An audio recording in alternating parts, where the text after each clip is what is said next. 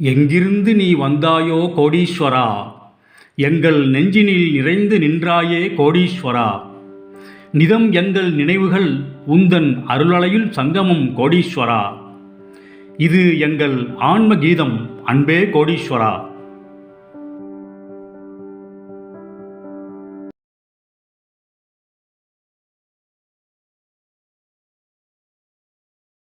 சாமிகளா, ஒரு 10 நிமிஷம் இப்படி வந்து உட்கார்றீங்களா சாமிகளா? உங்களுக்கு நிறைய விஷயம் சொல்லணும் சாமிகளா. இந்த உலகத்துல 2 வகையான ஆயுதம் இருக்கு சாமிகளா. ஒரு ஆயுதம் ரத்தத்தை எடுக்கும், அது உங்களுக்கு தெரியும். இன்னொரு ஆயுதம் என்ன தெரியுமா சாமி? அது ரத்தத்தை உங்களுக்கு மறைமுகமா கொடுக்கும் சாமி. அதுதான் சாமி அன்பு சாமி.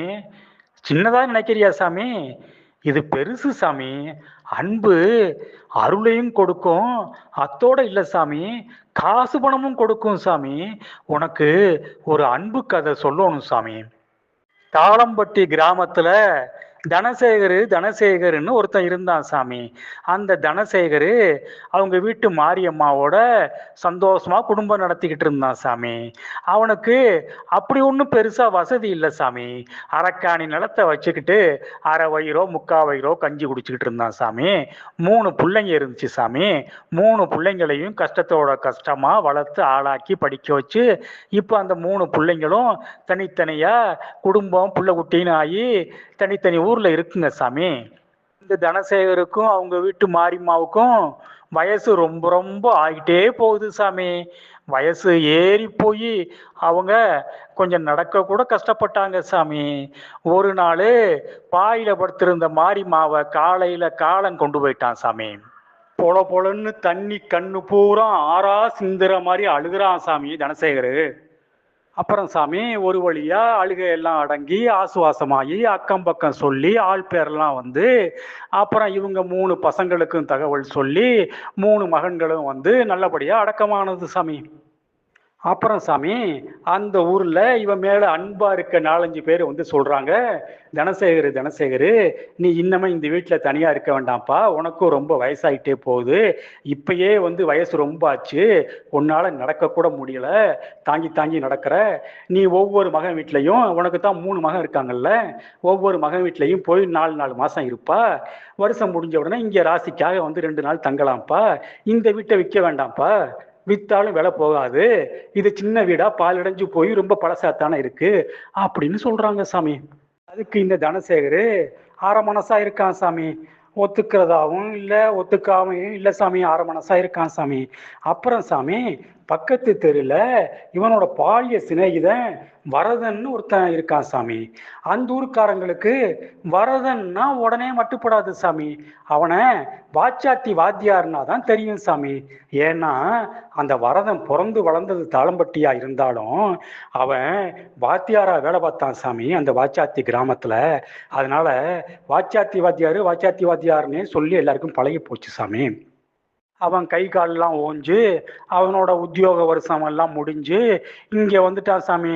இங்கே வந்து அவனுக்கும் ஒரு பாலடைஞ்ச வீடு, சின்ன வீடு ஒன்று இருக்கு சாமி, அங்கே இருக்கான் சாமி. அவனுக்கு கல்யாணம் காட்சி எதுவும் ஆகலை சாமி, குழந்தை குட்டி எதுவும் இல்லை சாமி, தனி ஆளுதான் சாமி.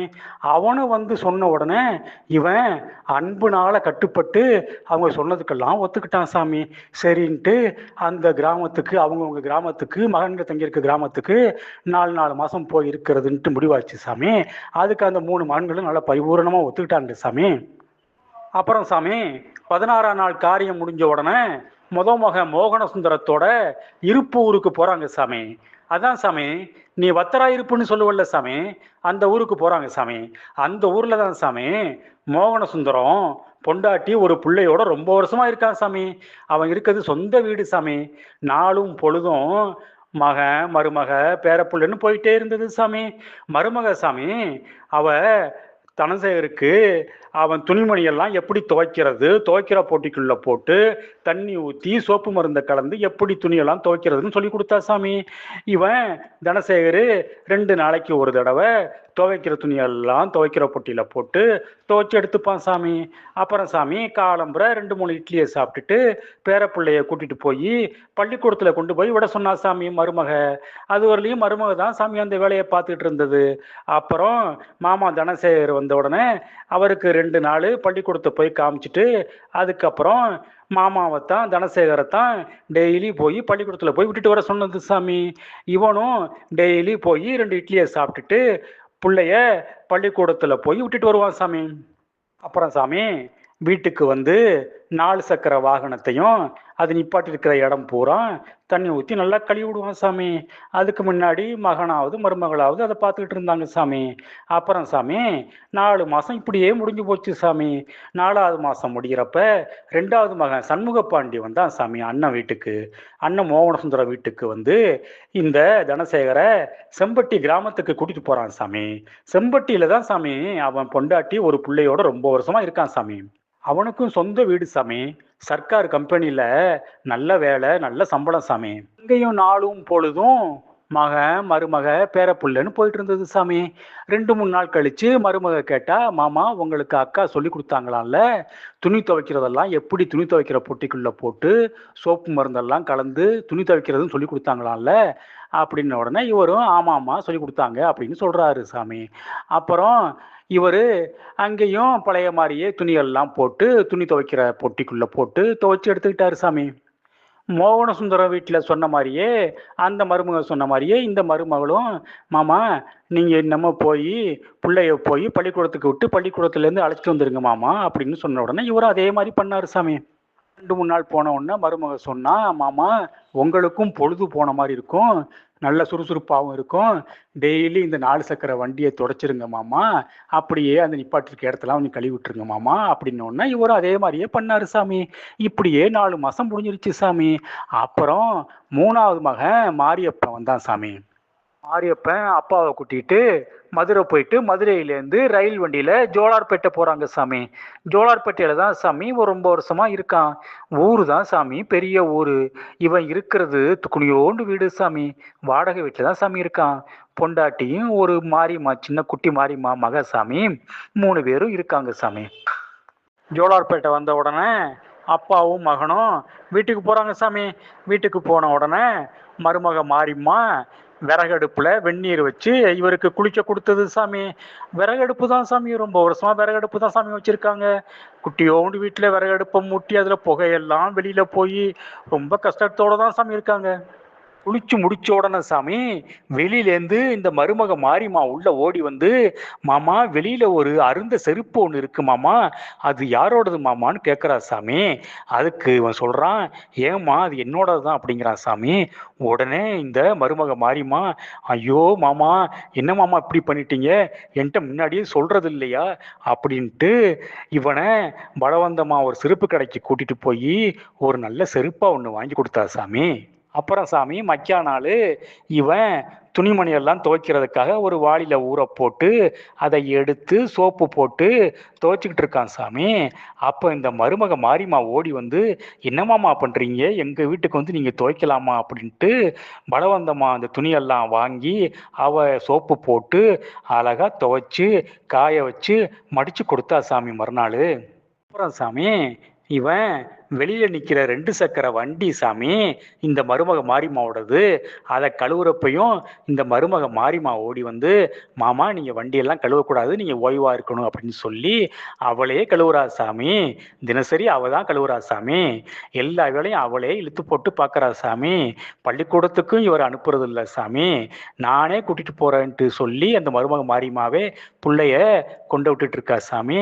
அதே மாதிரி தான் சாமி எல்லாமே அவ பண்றா சாமி.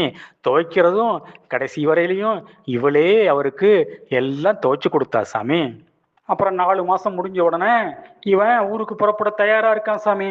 அப்ப இந்த மருமக மாரியம்மா அவங்கிட்ட வந்து கெஞ்சுறா சாமி. மாமா, நீங்க இந்த தள்ளாத வயசுல இப்படி கஷ்டப்படக்கூடாது.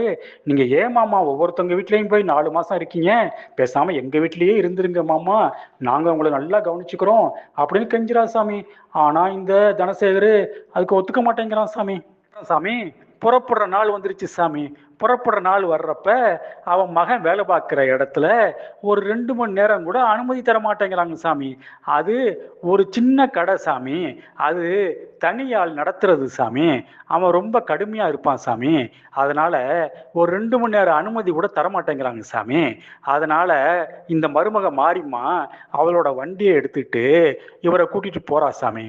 ரயில் வண்டியெல்லாம் நிக்கிற வீட்டுக்கு 2 சக்கர வண்டியில மாமாவை உட்கார வச்சு இந்த மருமக மாரியம்மா கூட்டிட்டு போறா சாமி. போற வழியில இந்த தனசேகர் கேட்குறான் மருமக மாரியம்மாட்ட, ஏம்மா, எனக்கு கொஞ்சம் தலை வலிக்கிற மாதிரி இருக்கு, நான் உன் முதுகுல சாஞ்சுக்கலாமா அப்படின்னு கேட்குறான் சாமி. அதுக்கு இந்த மருமக மாரியம்மா சொல்றா, மாமா, இந்த வெயில்னால தான் உங்களுக்கு இந்த மாதிரி தலை வலிக்கிற மாதிரி இருக்கு, ஒன்றும் பயப்படாதீங்க மாமா, நீங்க என் முதுகுல சாஞ்சுக்குங்க அப்படின்னு சொல்றா சாமி.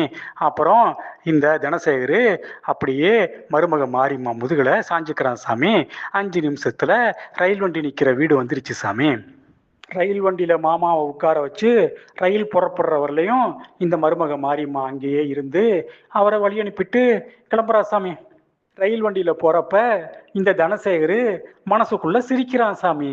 ஏன் சிரிக்கிறான்னா, இவன் தலைவலிக்குதுன்ட்டு நம்ம சும்மா சொன்னோம், அத மருமக நம்பிட்டா அப்படின்ட்டு மனசுக்குள்ளேயே நினைச்சு சிரிக்கிறான் சாமி. இவன் நினைக்கிறான், நம்ம வந்து அவளை நான் பெறாத மகன்னு நினைச்சு அவ முதுகுல அன்பா சாஞ்சிக்கணும்னு நினைச்சு நான் போய் சொல்லி தலைவலிக்குது சாஞ்சிக்கிறேன்னு அனுமதி கேட்டேன், அவ நம்பிட்டா. ஆனா எனக்கு ஒரு மக முதுகுல சாஞ்ச திருப்தி கிடைச்சது அப்படின்னு மனசுக்குள்ள சிரிச்சுக்கிறாரு சாமி. இவர் போக வேண்டிய இடம் வந்துருச்சு சாமி. அங்கே இறங்கி இவர் ஊரு பக்கத்துல தாளம்பட்டி கிராமத்துக்கு போறதுக்கு எந்த வசதியும் கிடையாது சாமி, எந்த வண்டியும் கிடையாது சாமி, எந்த வாகனமும் கிடையாது சாமி. அதனால ஒரு முக்கோணம் 3 சக்கர வண்டியில ஒரு தொகை பேசிட்டு இவர் தாளம்பட்டி போய் இவர் வீட்டுக்கு போயிட்டாரு சாமி. வீட்டுக்கு போய் ஒரு 7-8 நாள் தனிமையிலேயே இருந்தாரு சாமி. அந்த தனிமை கூட அவருக்கு இன்பமா இருந்தது சாமி. ஏன்னா அவரு இந்த 3வது மருமகளை நினைச்சு அந்த இன்பமான நினப்புல இருந்தாரு சாமி. தான் பெறாத மகன்ட்டு நினைச்சு ரொம்ப இன்பமான நினப்புல இருந்தாரு சாமி. மொதல் 2 மருமகளும் பணக்காரிங்களா இருந்தும் கூட தன்னை பெருசா கவனிக்கல. ஆனா 3வது மருமக ஏழையா இருந்தாலும் கூட தன்னை அன்பா கவனிச்சுக்கிட்டாலே கடைசி வரலையும் அப்படின்ட்டு இவரு நினப்பெல்லாம் அப்படியே மகிழ்ச்சியா இருந்தது சாமி. அந்த சமயத்துல சாமி வெளியில கதவு தட்டுற சத்தம் கேட்டுச்சு சாமி. இவரு தள்ளாடி தள்ளாடி போய் கதவை திறக்கிறாரு சாமி. அங்க பார்த்தா இவர் பாலிய சிநேகிதன் அந்த வாச்சாத்தி வாத்தியாரு வரதன் இருக்கான்ல சாமி, அவன் நிக்கிறான் சாமி. அப்புறம் 2 பேரும் வந்து உள்ள வந்து ரொம்ப நல்லா பேசிக்கிட்டு இருக்காங்க சாமி. ஒரு 30 நிமிஷம் நல்லது கெட்டதெல்லாம் 2 பேரும் மனம் விட்டு பேசிக்கிறாங்க சாமி. அப்புறம் இந்த வாச்சாத்தி வாத்தியாரு சொல்லிக்கிட்டு விடைபெற்று போறான் சாமி. போறப்ப திடீர்னு ஒரு விக்கல் சத்தம் கேட்குது சாமி.